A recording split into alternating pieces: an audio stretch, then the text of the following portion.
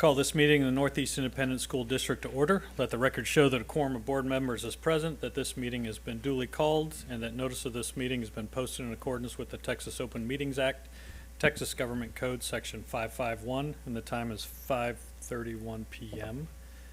If there are no objections from any of my fellow trustees, I'd like to move item 5 to the next agenda item.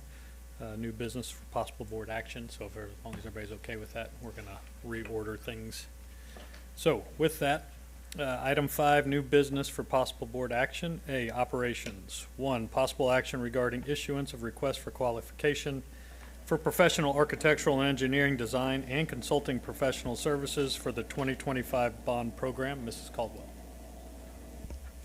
Thank you, President Byer, trustees, Dr. Micah, executive staff and guests. Thank you for allowing me to present tonight. We have a short presentation. For both of these items, we'll start with the first one regarding architects, engineers, and consulting services. Just want to be clear from the straightforward at the get-go that we are not awarding anything tonight. We are just seeking your permission to invite professionals in our community who are interested in participating in Bond 2025 to submit their qualifications. So Jorge Cabello, our Executive Director of Construction Management and Engineering, will be my co-presenter tonight and moving the slides forward. So go ahead and advance, Jorge. Our request for qualifications is what we are seeking tonight, and that truly is just a procurement procedure to ask for professionals to qualify through their process of explaining what their licensing is, what they are able to bid on as far as our projects go. These are folks who are wanting work, and we are seeking their qualifications. So essentially we're gathering a pool. And why is it needed? Well, your board policy, CV Legal, outlines that process of procuring architects, engineers, and consultants, and that's also reflective, of course, in Texas Government Code, which your policy is outlining. And as I mentioned, this gives us that pool of professionals that we can choose from as we are awarding projects, and overall, by having this RFQ process, it ensures transparency, fairness, and competitiveness. The scope of this RFQ, we're looking for architects, engineers, and consultants. And you'll see on that slide the types of services we're seeking from them in this RFQ. The components of the RFQ would include the minimum qualification requirements so that the professionals who are responding know what's expected. We will also share in that RFQ the evaluation criteria that we will be using to evaluate how to submit the RFQ. There is a conflict of interest questionnaire that we have as a district that we utilize, and that is part of the RFQ as well. And there'll be a list of those Bond 2025 projects that we are seeking architect, engineer, and consulting services on. The selection process will include reviewing their qualifications, and if they do meet the qualifications, then they can be moved to an interview process where we will evaluate them through an interview. And then ultimately, we bring a recommendation to you, the Board of Trustees, on those professionals that we would recommend you hire for these projects.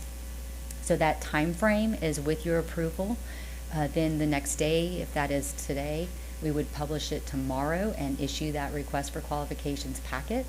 We would have a pre-submittal conference December 1, which is their opportunity to conference with us and ask questions and get information. We would have the deadline for them to submit their RFQ in a sealed process, January the 6th. We would go through that qualification and interview process January through February and bring you a recommendation at that special board meeting February 23rd. I'm happy to take any questions on this first item. Thank you, Mrs. Caldwell. Do I have questions from the board? Ms. Thompson? Can you go back one slide? Just, I wanted to catch that date. Okay, thank you. Mrs. Shelton? Ms. Caldwell, will everyone who meets the minimum qualifications be invited to interview? The minimum qualification process ensures that they get a review of qualifications. And then there is evaluation criteria on their qualifications, and we'll use a Likert scale to score them based off of criteria that's outlined in the RFQ. So no, not everybody who meets minimum may be granted an interview, but we will score their qualifications above that. Will you give us the outline of the minimum qualifications and the Likert scale so we can see that in advance? Absolutely. We have the RFQ that we can provide that to you this evening. Would you like for us to hold publicizing it until you've had a chance to reconvene? Oh, that's not necessarily my ask. I want to understand what people are being asked, one, to present and how they're being scored, just based on some feedback that I've gotten even before this process started. Yeah, I think, Ms. Caldwell, if you can, I think just email us that rubric, a copy of it. Is that going to be included with the RFQ for folks to see? Yes, so throughout the RFQ, we list the minimum qualifications. Then we also have the information about how they will be evaluated on qualifications, things like firm experience and past performance, local office resources and staffing, design philosophy and project management approach, relevant K-12 project examples, financial stability and professional responsibility. And then we explain how the 5-point Likert scale will be used to evaluate that criteria. What does a 5, for example, represent all the way down to a 1? So that's all part of the RFQ. And again, we're happy to share that with you, and just asking if you want us to hold the publishing of it. That's not what I'm asking. No, I don't think I just looking want to for know what it is. And then the second question I have is, how are people going to know that this RFQ exists? So we, as Dr. Micah, Jorge, and I were presenting at different organizations leading up to Bond 2025, we asked that folks register through IronWave, which is our procurement software that we utilize. IronWave will automatically email them when the RFQ is available, anybody who's registered under those types of professional services. So if they did what we recommended, which was to register through that system, they will get that email blast letting them know that it's available. And if they did not, how will they find out? Express News publication, there will be an advertisement in the Express News, which of course folks are used to going and getting that. Thank you. Mhm. There's also some publications in the marketing world that all architects, engineers, contractors get on a weekly basis that list all the RFQs that are out. It automatically gets picked up by these organizations, and some of them are paid subscriptions, some of them are free, but yeah, as soon as we post it, it'll get picked up by most of those, if not all of them. Any other question, Ms. Landry? Oh, sorry, Mr. So is the fee for the posting, is that related to the newspaper or is that related to the system? The newspaper. Okay, thank you. And I'm just curious, who sits on the interview team? On the interview team, we'll have finance representatives, maintenance and operations representatives, construction management and engineering. I would sit on that as well.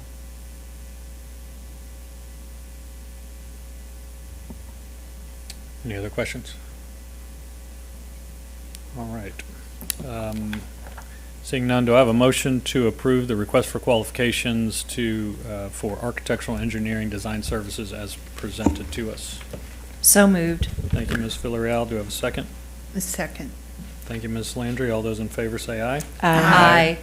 Those opposed say nay. Motion passes 7-0. Item 2, possible action regarding issuance of request for qualifications for design build services for the 2025 bond program. Mrs. Caldwell. Yes, so this is the second RFQ that's on your agenda tonight for design build services. Design build services means that a single entity is overseeing that project from beginning to end. So they would hire those professionals that were mentioned in that first RFQ. So why is it needed? You have board policy CVE that outlines design build projects. Of course, Texas government code reflects that process as well.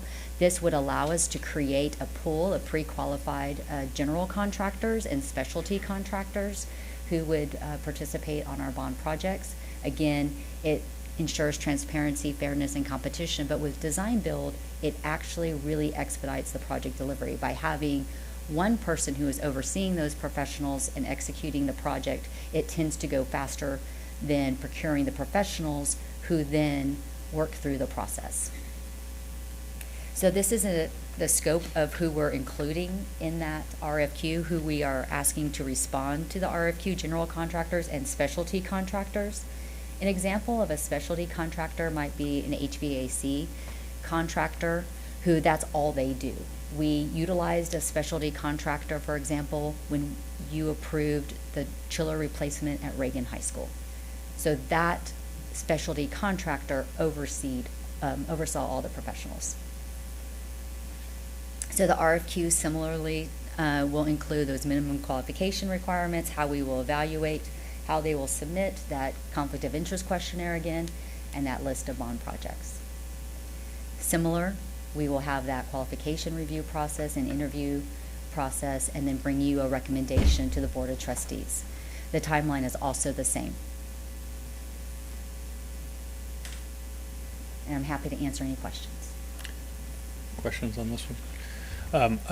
So I forgot to ask this on the last one, so I missed my chance, but similar on this one, on the current one for us for design build, do we already have an anticipated number of packages that, or folks that we would be looking at that we would need a design build? So the packet includes... How many projects we're looking at? So the packet includes the projects that would be eligible for Okay. design build. How many of those, sorry, since we don't have that in front of us? Go ahead, Jorge. Absolutely. We have, Or approximately? the package will be mechanical, HVAC, air conditioning packages. That would be one package for mechanical subcontractors, contractors. We would have general contractors who are going to be doing general construction services, such as the roofing projects. Right. We have also the site. Yeah, how many projects total Oh, would 20 that be projects. for design build? We have a list that will be provided in the actual RFQ, and it amounts to about over 150 projects.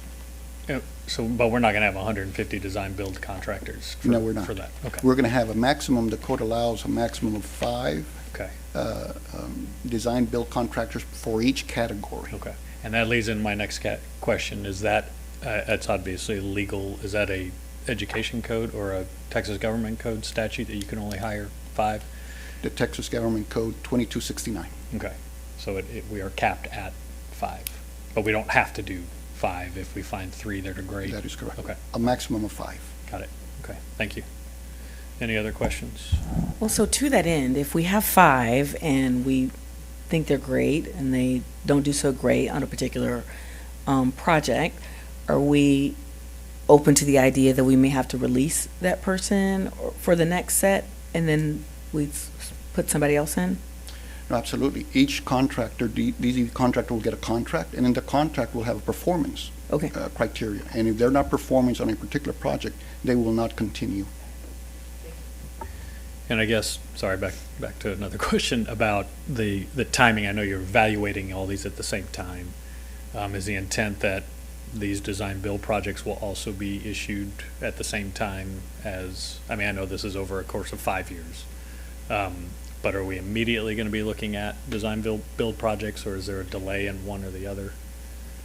Yeah, no, absolutely. We're looking at implementing work during the summer 2026.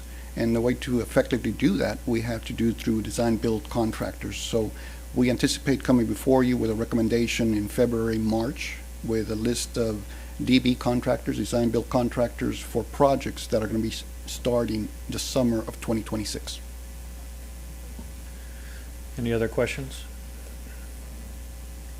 All right, seeing none, do I have a motion to approve issuance of request for qualifications for design build services as presented to us? So moved. Thank you, Ms. Shelton. Do I have a second? Second. Thank you, Ms. Chidgey. All those in favor say aye. Aye. Those opposed say nay. Motion passes 7-0. Thank you all very much for the quick presentations. At this time, item 2, executive session.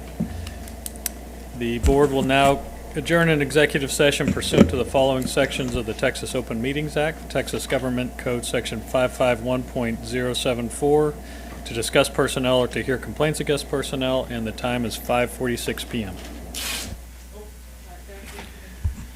All right. The board will now convene an open session, and the time is 10:03 p.m. Item 4, matters from executive session. A, personnel including but not limited to administrative appointments pursuant to Government Code Section 551.074. 1, possible action regarding routine personnel including but not limited to administrative appointments. A, Executive Director of Technology Services, no action. Item 2, possible action regarding proposed recommendation for termination of Chapter 21 probationary contract employee. Do I have a motion to approve as presented? So moved. Thank you, Ms. Villarreal. Do I have a second? Second. Thank you, Ms. Landry. Those in favor say aye. Aye. Those opposed say nay. Item passes 7-0. Item 6, adjournment, and the time is 10:04 p.m.